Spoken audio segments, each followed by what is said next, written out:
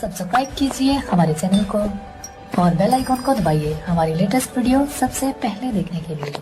बिस्मिल्लाहिर्रहमानिर्रहीम अल्हम्दुलिल्लाहि रब्बिल आलमीन वलाकिबतु लिल मुत्तकीन वस्सलातु वस्सलामु अला सय्यदिल अंबिया वल मुरसलीन अलम नजअल लहू ऐनैन व लिसानन व शफतैन सदक़ल्लाहुल अज़ीम व सदक़ रसूलुहुन नबियुल करीमुल आमीन। आज का मेरा मौजू ज़ुबान की हिफाजत के बारे में है। अल्लाह तबारक व तआला ने हमें बहुत सी नेमतों से नवाजा है। अल्लाह तबारक व तआला ने हमें चलने के लिए पाँव दिए हैं। अल्लाह तबारक व तआला ने हमें देखने के लिए आँखें दी हैं। अल्लाह तबारक व तआला ने हमें सुनने के लिए कान दिए हैं। अल्लाह तबारक व तआला ने हमें चबाने के लिए दांत दिए। अल्लाह तबारक व तआला ने हमें नाक दिया।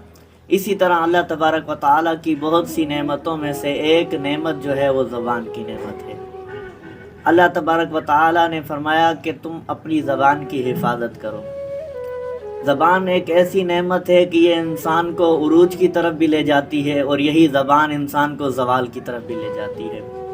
अगर इस ज़बान का इस्तेमाल अच्छा होता है और बेहतर होता है, माल गाली गलोच और बुरी चीज़ों में लगा दिया जाए तो ये ज़बान इंसान को ज़वाल की तरफ ले आती है।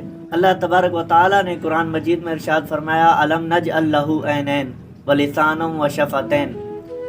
क्या अल्लाह तबारक व तआला ने तुम्हारे लिए दो आँखें, एक ज़बान और दो होंठ नहीं बनाए?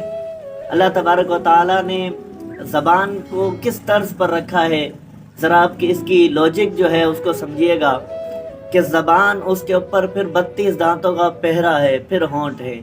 इस आयत मुबारका से ये साबित होता है कि हमें ज़बान की हिफाजत करनी चाहिए, क्योंकि अल्लाह तबारक व तआला ने भी ज़बान की हिफाजत के लिए उस पर 32 दांतों का पहरा दिया और होंठ दिए ताकि ये चुप रहे। ज़बान की ये शान है कि ज़बान जब सुबह सुबह बंदा इंसान अपनी बिस्तर से उठता है तो ज़बान के आगे तमाम आज़ा, नाक, कान, हाथ, पाँव, तमाम आज़ा झुकते हैं और आजिज़ी के साथ कहते हैं कि तू जो है खामोश रहना, अगर तूने कुछ ऐसा वैसा कह दिया तो हमारी खैर नहीं। ज़बान के आगे तमाम आज़ा माफ़ी मांगते हैं, कहते हैं कि तू खामोश रहना, बस तू चुप रहना। हमें हर जगह पर नहीं बोलना चाहिए, बल्कि मौके की मुनासिबत को देखकर बातचीत करनी चाहिए। हमारा बात करने का मौका ही ना हो और बीच में हम बोल दें तो ये भी ज़बान की हिफाजत के ख़िलाफ़ है। हकीम लुकमान जो बादशाह थे, उन्होंने अपने वज़ीर को कहा कि जाओ इस बकरी को ज़बह करो और इसकी सबसे बेहतरीन दो चीज़ें ले आओ। वज़ीर गया और बकरी को ज़बह किया और दिल और ज़ुबान निकाल कर ले आया। कहा कि इसकी सबसे बेहतरीन, जो सबसे अच्छी चीज़ें हैं वो यही हैं। हज़रत हकीम लुकमान ने उसको फिर कहा कि जाओ दूसरी बकरी को ज़बह करो और उसकी सबसे बदतरीन, जो सबसे बुरी दो चीज़ें हैं वो निकाल कर ले आओ। वज़ीर फिर गया और बकरी को ज़बह किया और वही फिर दिल और ज़ुबान निकाल कर ले आया।